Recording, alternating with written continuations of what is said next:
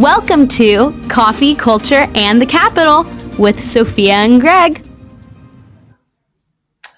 Hey there, this is Greg Burt, the Vice President of the California Family Council, and today we have a special guest with us, Dean Broyles. He is the President of the National Center for Law and Policy. He is a constitutional attorney extraordinaire that we have been working with for years. And so Sophia isn't going to be on this interview today. She's in the background. But we love to interview folks that we've been working with up here at the state capitol, and Dean is one of those individuals who has provided us all kinds of help over the years, and he is doing some extraordinary work. And so today we want to bring that to you. And so just to start, I wanted to just let you know a little bit about Dean Broyles.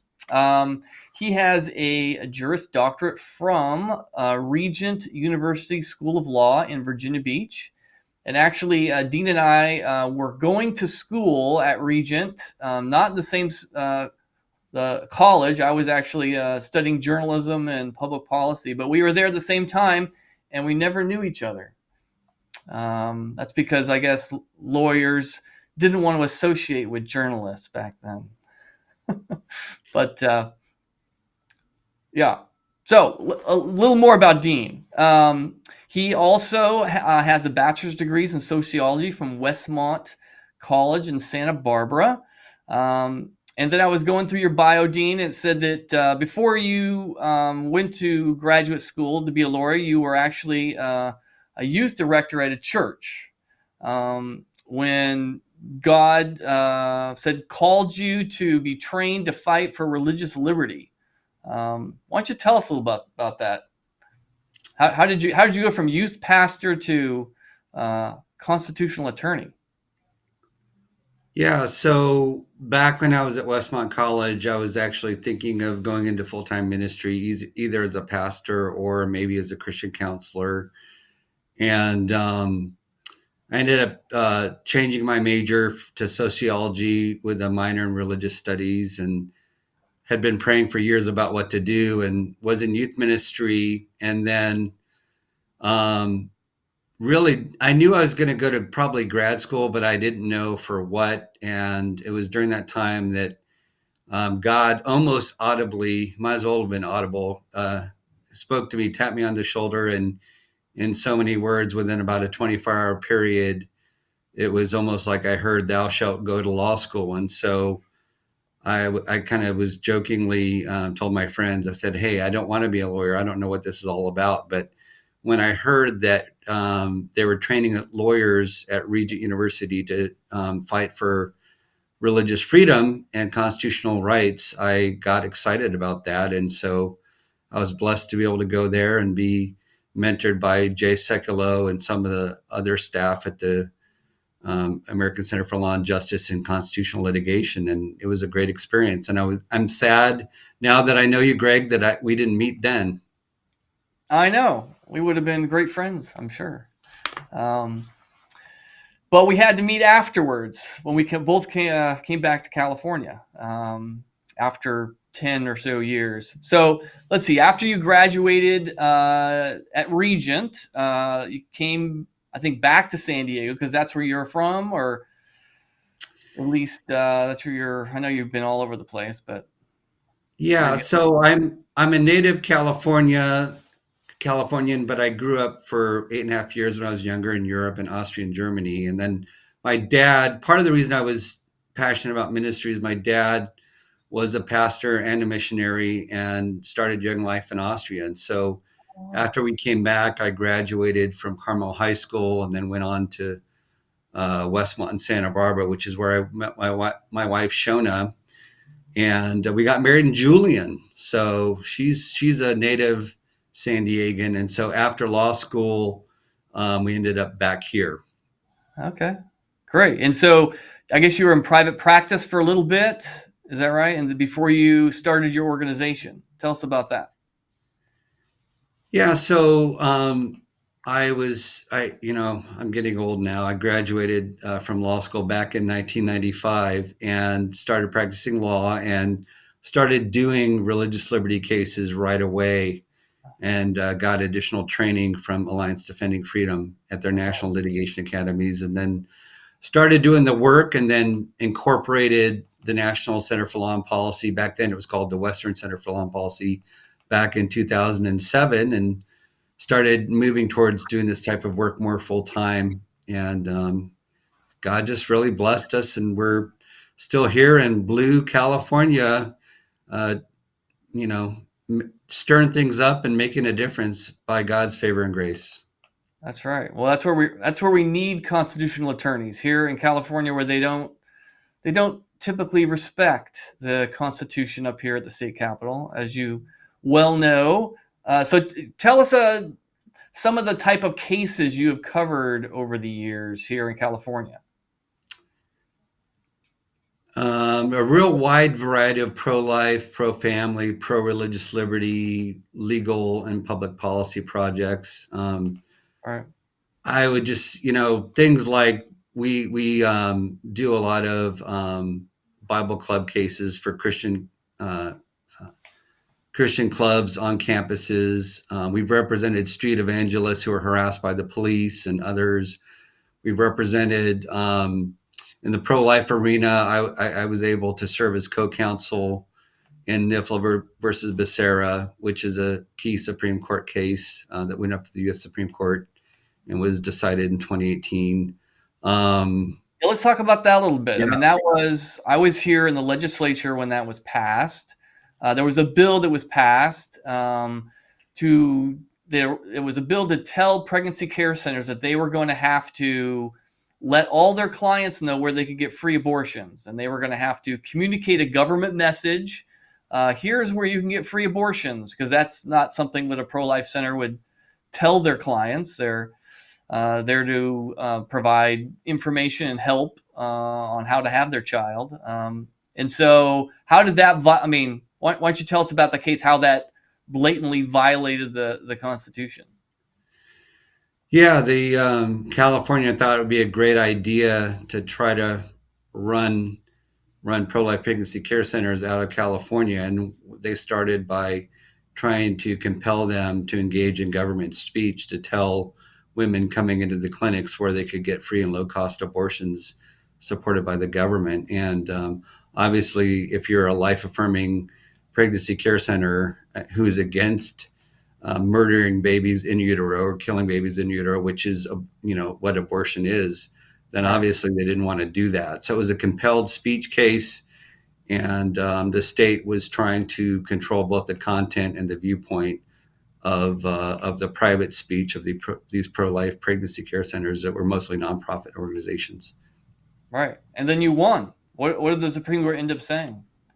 Well, yeah, it's always great to win, especially at the U.S. Supreme Court. And that was a very strong ruling in favor of speech.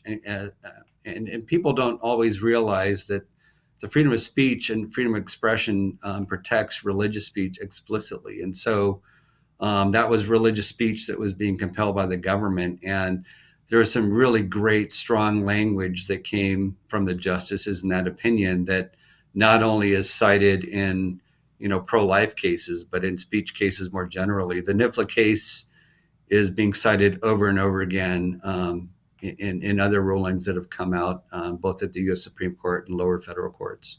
So it was a great landmark ruling in favor of pro-life speech. Right, and I think one of the key things I remember from that is the state government was saying, hey, because we license you, we give you a license to do business, therefore we can regulate what you do. And they simply turned speech into, well, we can regulate your content, your conduct, right? As that's what licensing does. It regulates conduct. And they turned speech into conduct. And the Supreme Court said no, just because you license someone doesn't mean you get to control or dictate their speech. Did I get that right? Or Yeah, they tried to say that, it's quasi government speech because we're licensing you and that we can regulate you for that reason. And that argument was soundly rejected by the U.S. Supreme Court. As a matter of Right. fact, I mentioned earlier that the case NIFLA is quoted a lot, and it was, the precedent that NIFLA created in 2018 was really important in another case we participated in this year, which is the 303 Creative versus Elena's case, where the U.S. Supreme Court said Colorado could not regulate the speech of a lady who wanted to do wedding websites, because there was a non-discrimination law that said that if she did websites, she had to do websites for same-sex couples. And it's kind of like the Jack Phillips case or the Barronelle Stutzman case. But it finally solidified really the free speech, or the religious free speech of wedding vendors and people who participated in weddings. It was another landmark ruling that's related to NIFLA. Oh, that's great.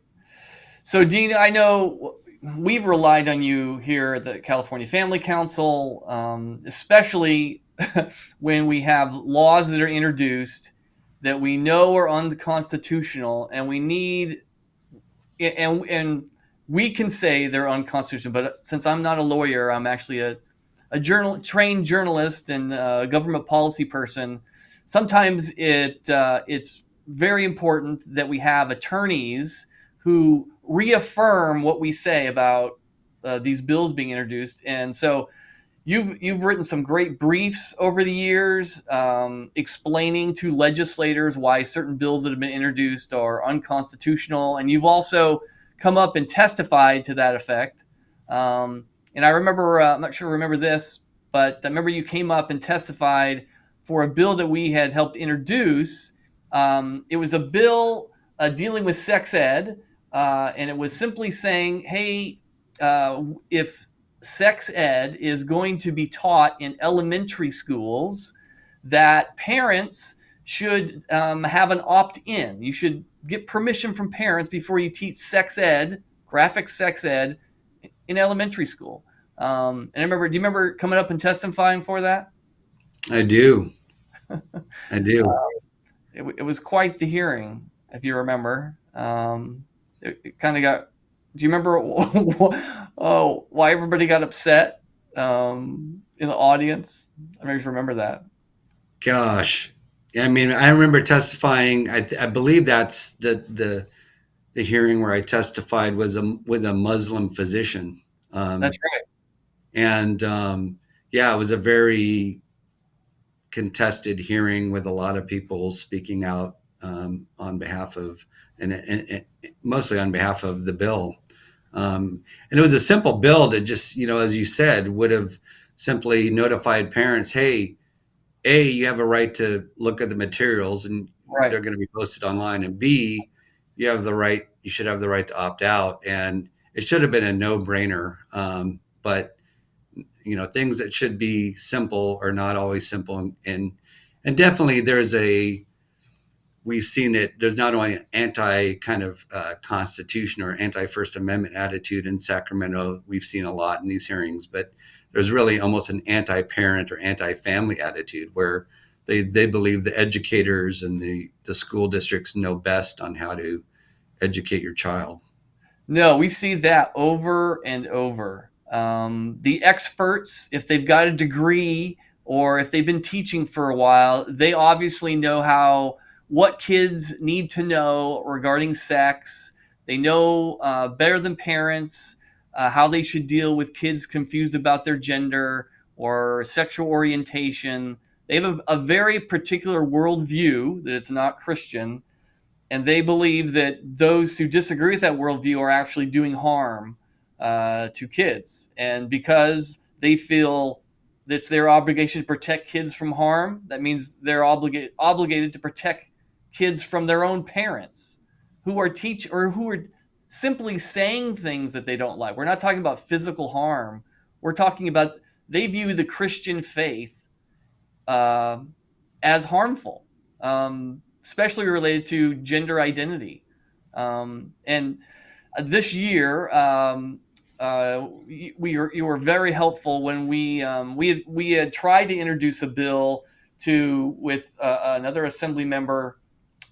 His name was Bill Asaley, and it was simply a notification policy that our friend Aaron Friday had come up with. And this bill simply said that, hey, if a child is asking to be a different gender by changing their name and pronoun, if they want to be on a different team that doesn't match their actual sex, or they want to use the opposite sex bathrooms, that means they're coming out publicly at school.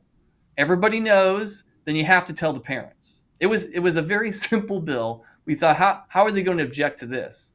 But object they did. They refused to have a hearing about the bill at the legislature. So we decided to try and put together a policy that we could introduce to schools, that local school districts could introduce, and that's where we really needed Dean's help to put together a policy that was going to be constitutional. Why don't you explain? Explain a little bit about that, Dean? What your how you helped us, and what the policy actually said, and how the policy we came up with is actually constitutional. Yeah, so I think it was late spring or early summer. I was asked to help out with and be a part of the Coalition for Parental Rights. That was a push to get the policy and legal organizations together to support a statewide initiative to draft a model parental rights policy, parental notification policy, and to go take it to the streets, so to speak, and get local school districts to adopt it. And kind of the background to that is, during COVID, a lot of parents started seeing for the first time what their kids were actually learning in sex ed and what they were being exposed to in the public schools. And so in a lot of districts, including in California, parents rose up and started electing conservative majorities. And so there was kind of a lot of facts and factors and circumstances came together for a perfect storm to move forward with parental rights. And so we helped develop the policy that was ultimately initially implemented in Chino Hills. But one of the things I think that we helped with the most, which at the time we didn't know would be so significant, is we started drafting legal memos to school districts in support of the model policy that started being circulated throughout the state, and started making a big impact. And even in spite of threats from the governor and threats from Tony Thurmond, the superintendent of public schools, and AG Rob Bonta, a lot of school districts started adopting parental notification policies. Right. And then there was a great, just unrelated, there was a federal case down in your area that filed by two teachers who felt that their religious liberty and their religious freedom of speech was being violated by a school that was making them keep secrets from parents about kids' gender identity. They were having to deceive parents by calling a kid one pronoun and name during class, but when they dealt with the parents, they had to revert to their original name and pronoun. And this was crazy, and they didn't want to do it, and they filed a lawsuit, and they had a great decision. Can you, at least initially, can you tell us a little bit about that? Yeah, so I'll start with our memo. The first memo we wrote in June talked about parental rights and the 14th Amendment. And a lot of people don't know that the 14th Amendment protects parental rights, and it's been ruled through the Due Process Clause to do so for over 100 years. There's a lot of solid rulings at the U.S. Supreme Court. And so the position we took in the legal memo is that not only could school districts not lie to parents and conceal a child's gender dysphoria from them, but they actually had a duty to inform parents, because all the case law has said for over 100 years that parents have the primary responsibility to educate, raise, and provide for the health, safety, and welfare of their children. And so the school district, was hijacking that in a sense by keeping gender dysphoria, which is a real mental health issue for kids, from parents when parents were needed the most to help their kids. And so fast forward to September, from June, we were very happy and pleased and gratified when a federal district court judge in San Diego County ruled against the Escondido Unified School District, and basically on behalf of two teachers who were put on administrative leave because they had requested religious accommodation from a policy that required them to conceal information from parents regarding a child's gender dysphoria. And so the judge ruled very strongly that keeping those types of secrets from parents caused a trifecta of harm. It harmed the parents, it harmed the student, and it harmed the teachers, who these teachers were Christians and they wanted to share important health and safety information because of their religious beliefs with the parents, and the school district was trying to forbid them from doing so. And so the Mirabelli case is an important precedent that we've really used in our third and most recent legal memo to support school districts who wanted to start notifying parents. And our position now is that school districts definitely have an affirmative constitutional duty to partner with parents and not lie to them, and give them accurate information about the health, safety, and welfare of their student or their child, their minor student, including on the issue of gender dysphoria. Right.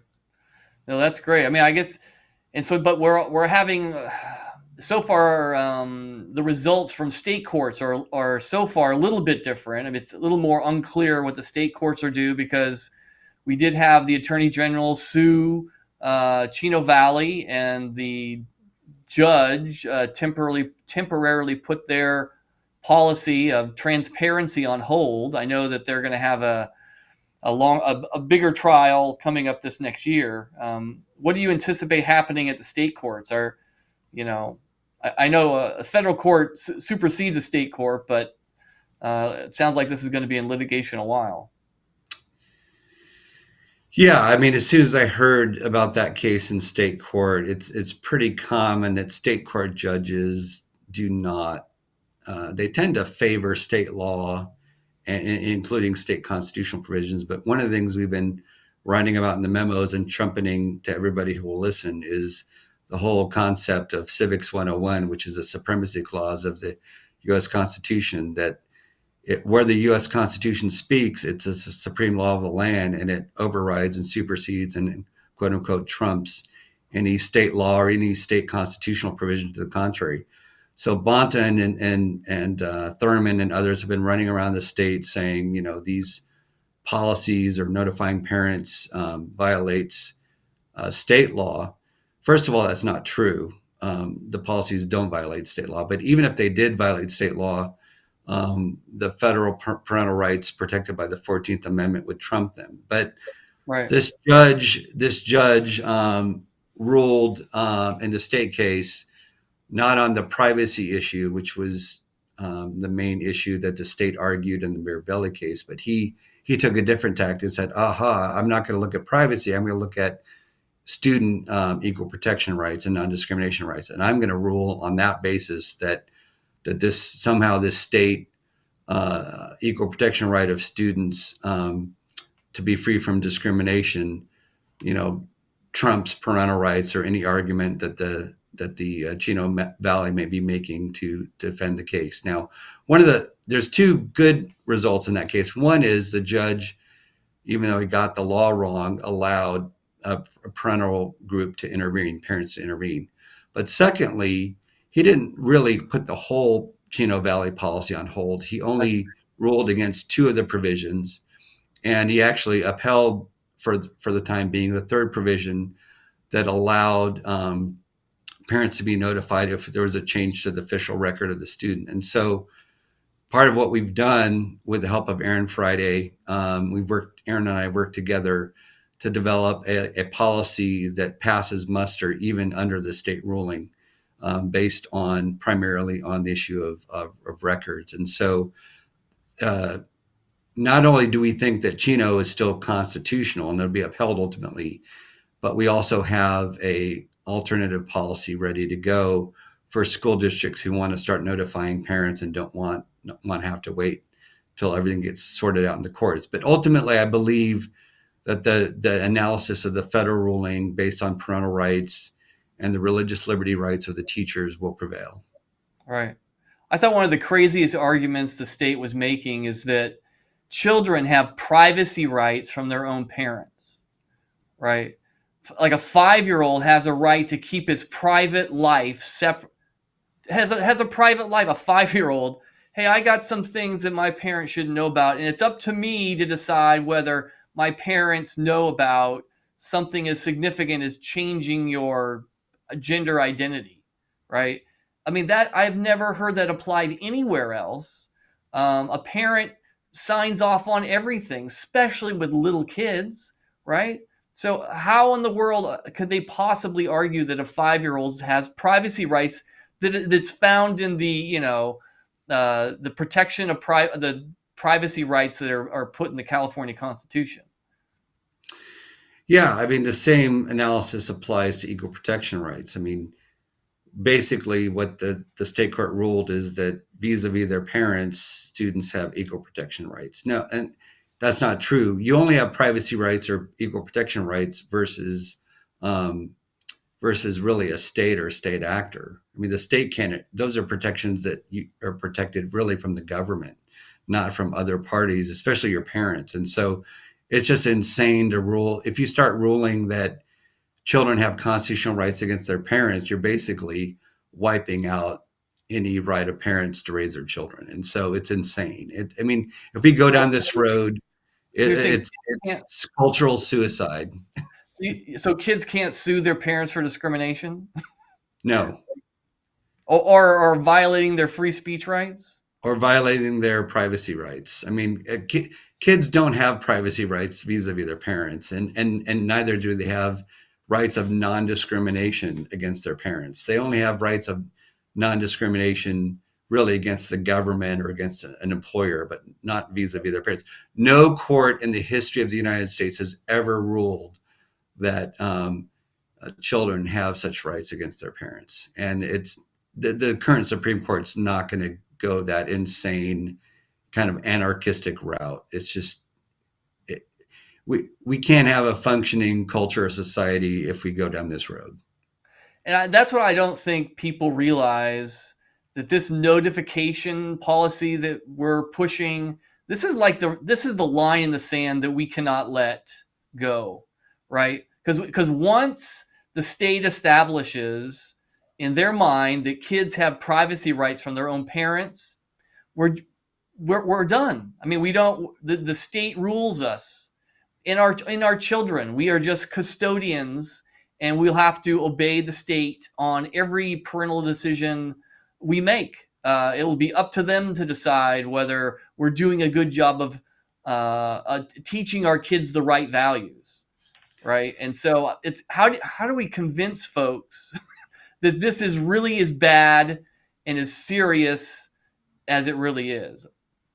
Well, what you're saying has been parroted and repeated in a lot of the Supreme Court precedent for the last 100 years. Is the statement is clearly that in America, children belong to their parents and families. They don't belong to the state. Right. It's only in communist countries, right, where it has been declared, like Romania or former Soviet Union, that children were declared belonging to the state and not to their parents and families. And we do not want to go down that road, because it's really the family is the basic building block of all culture and society.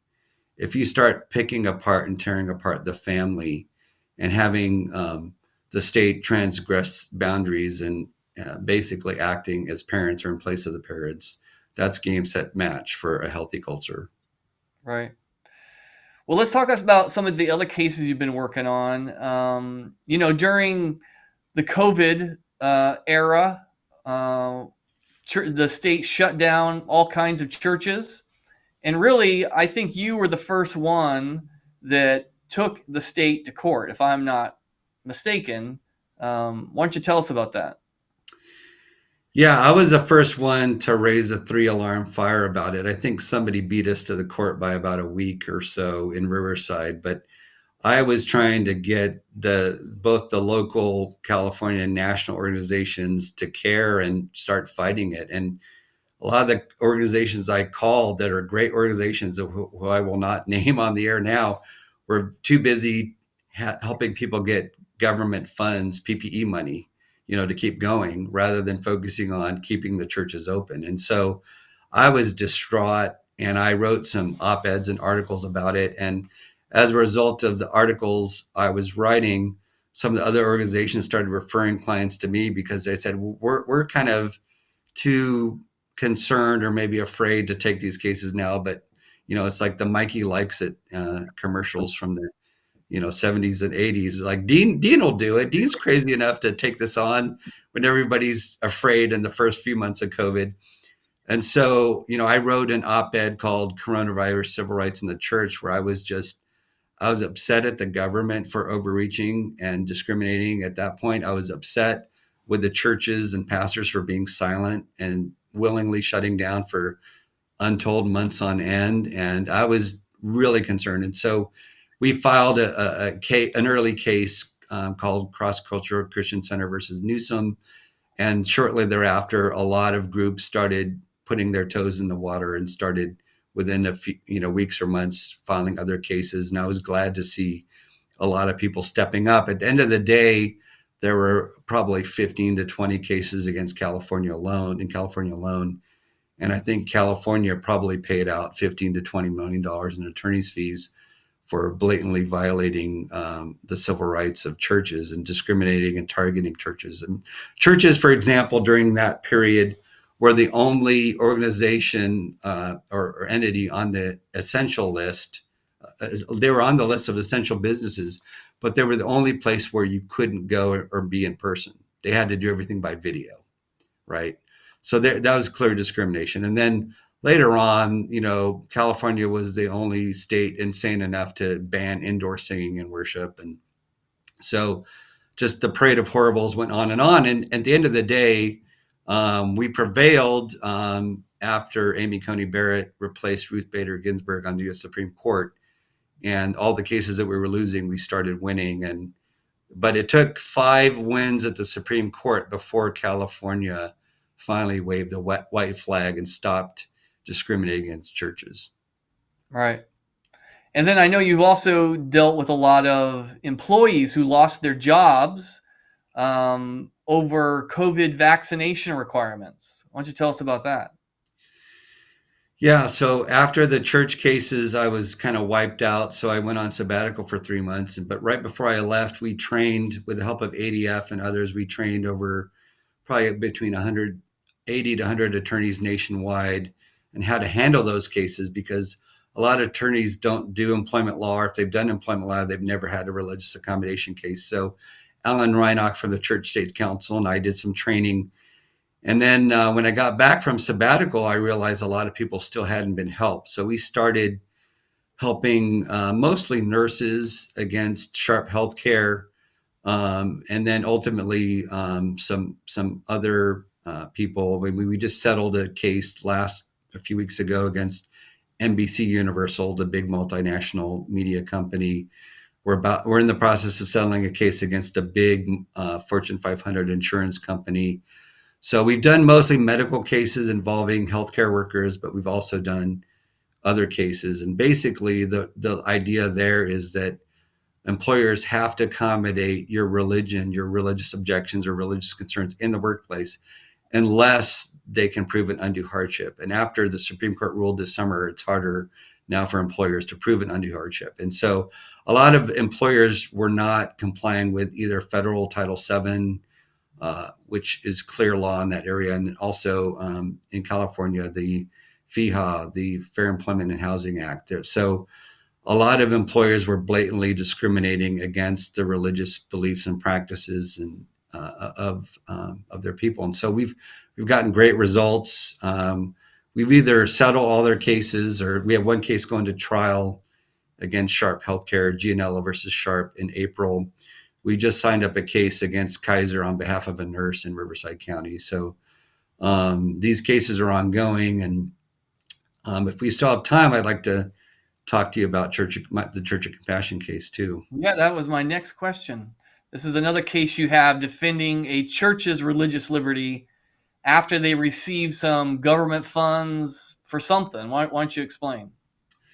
Yeah, so the Church of Compassion is a small church in El Cajon, California, here in San Diego County.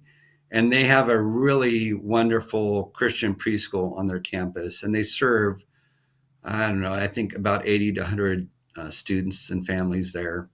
And for years, for the last, I believe, approximately 20 years, they've been helping feed poor and immigrant families and children through the federal USDA food program.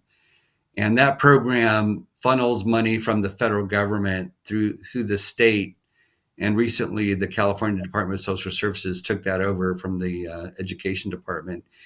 And but this last year, I'm sorry, they decided to impose a new restriction. And they said, even though you're a church and even though you're a Christian preschool, we want you to sign this non-discrimination statement that says you agree to not discriminate on the basis of sexual orientation and gender identity. And not just in the preschool with your teachers and the students, but in the church.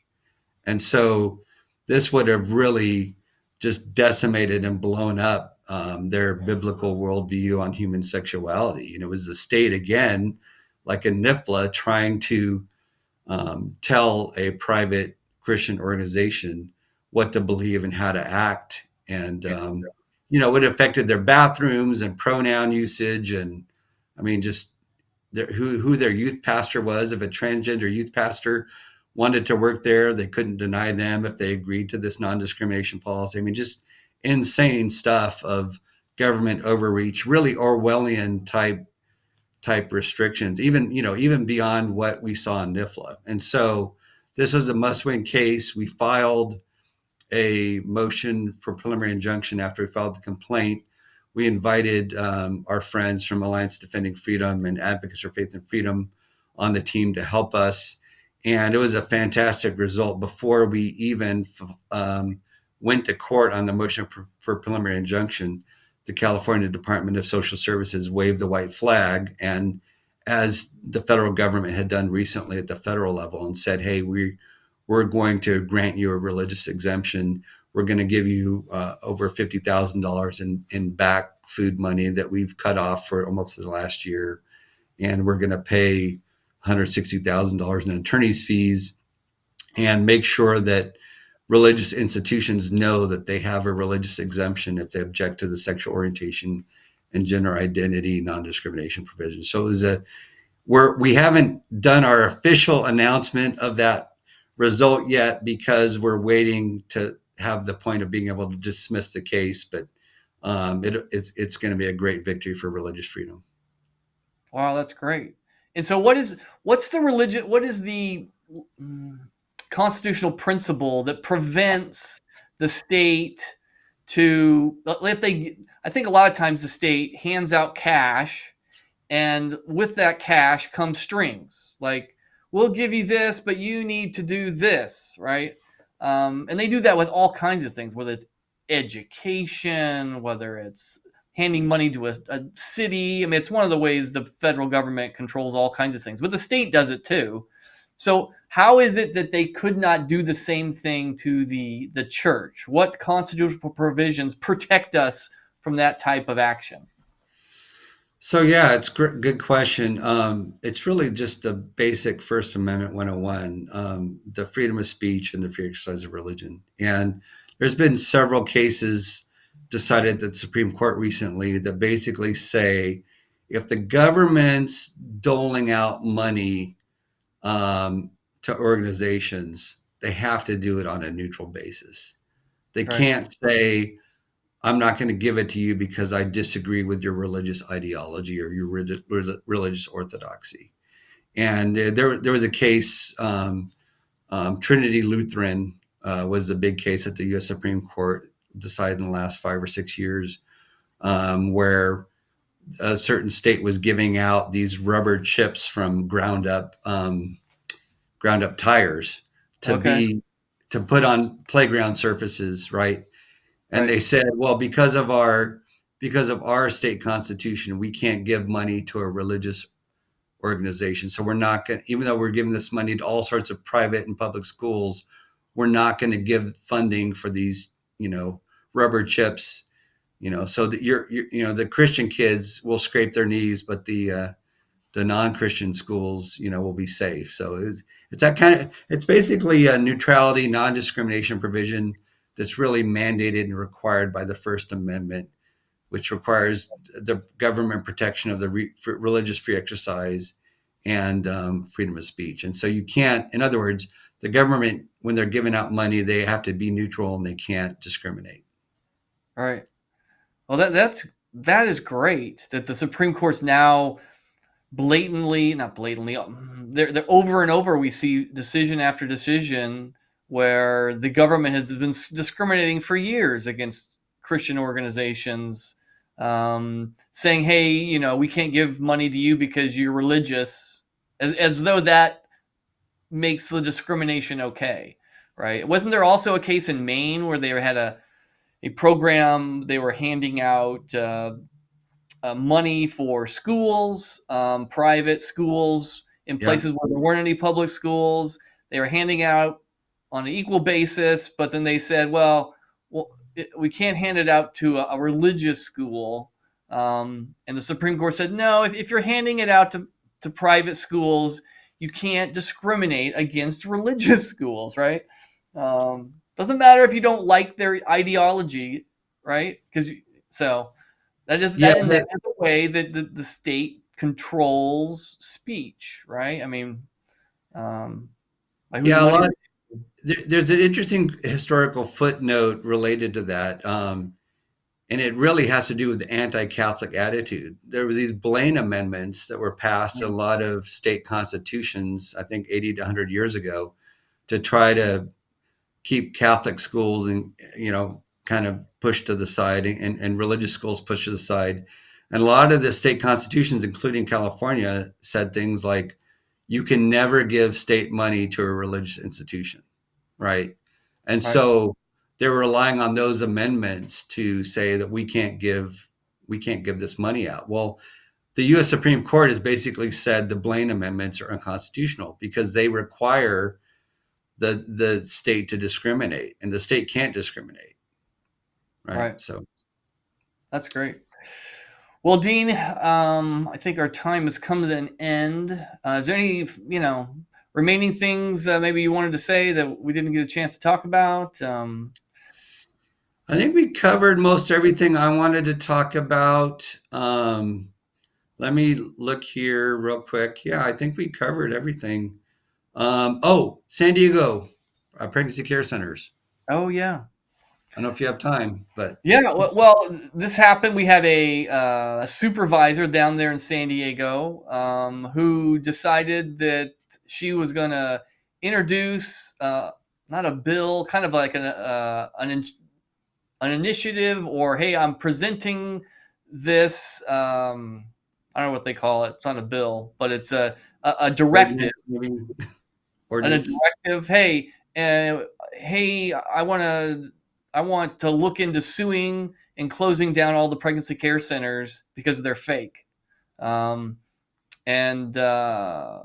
that was introduced once. They had a vote. There was a 2-2 tie, and then it never came back, even though the vacancy that was filled by a pro-abortion candidate who's now been elected, they didn't bring it back. So tell us about that and what I missed and didn't explain right. Yeah, I'm going to name names. It was Tara Lawson Remmer, who was on the board of supervisor, who had close relationship with Planned Parenthood, who came on and thought it was a great idea to pass an ordinance that would have required the county spend $500,000 of taxpayer money to start a public campaign against life-affirming pregnancy care centers. And so said blatantly defamatory things like that they were fraudulent, they were fake clinics, and they were, tricking women and breaking the law and this and that. And so she also wanted, the second step of it was going to be to authorize the county council to figure out legal ways to start suing these pregnancy care centers into oblivion. And so she wanted to just wipe them off the map. And Right. so if she'd been successful, I mean, think about it, it would have been only places like Planned Parenthood who would still be standing. And so, and I wrote a very strong 4-page letter. And then shortly thereafter, Tara Lawson Remmer removed and withdrew her plan and basically said, your plan, I cited a lot from Niffle versus Becerra, which is the case we talked about earlier, and said, your plan is blatantly unconstitutional. If you pass it and damage my clients, you will be sued. You will pay out millions of dollars in damages and attorney's fees, and you will lose. And this will be a great embarrassment for the county, because what she was doing, she was trying to hijack government to target pro-life speech, right? The viewpoint and content discrimination blatantly. And so far worse than even Niffle versus Becerra was, because her stated purpose was to wipe out and eradicate life-affirming pregnancy care centers. Ironically, there's 16 of them, 13 of which were actually medically licensed by the state of California. Right. So she was jumping into something. She had no idea what she was doing. And we're very happy that it was withdrawn, and babies still have at least 16 safe spaces in San Diego County. That's great. Well, that's why attorneys like you are necessary. That's why pro-life pregnancy centers are so necessary in our communities. We need to all rally behind them when they're attacked by legislators or by, elected officials, anyone who, even our attorney general is put out warnings about these fake clinics, right? Never actually naming the clinic he's talking about or calling out, what was said that was actually, that they have a problem with. It's just slander. And they're using the government to slander organizations. And, their freedom of speech has its limits, right? You can't libel or knowingly slander someone to destroy their reputation, to ruin their organization, right? I mean, I want to give a quick shout out to Sophia Laurie from California Family Council, because she came down during some of the early skirmishes and spoke out publicly against it at one of the meetings and did a fantastic job. So I'm grateful for California Family Council and for your whole team. Hey, well, we love working with you, Dean. I hope for many years to come that we'll have a partnership together. But thanks so much for your time. And if anybody wants to get a hold of what you're up to, how do they get a hold of you? Or wants to get your help? Yeah, our website is nclplaw.org. N as in Nancy, C as in cat, L as in Lima, P as in Peru, and then law, all one word, .org. And you can visit us there. We're also on Facebook, and there's all of our contact information is on our website and also on Facebook. So yeah, we're excited to partner with you and other organizations and continue to fight the good fight for faith here in California. Great. Take care. And Merry Christmas. Thank you. God bless. Merry Christmas.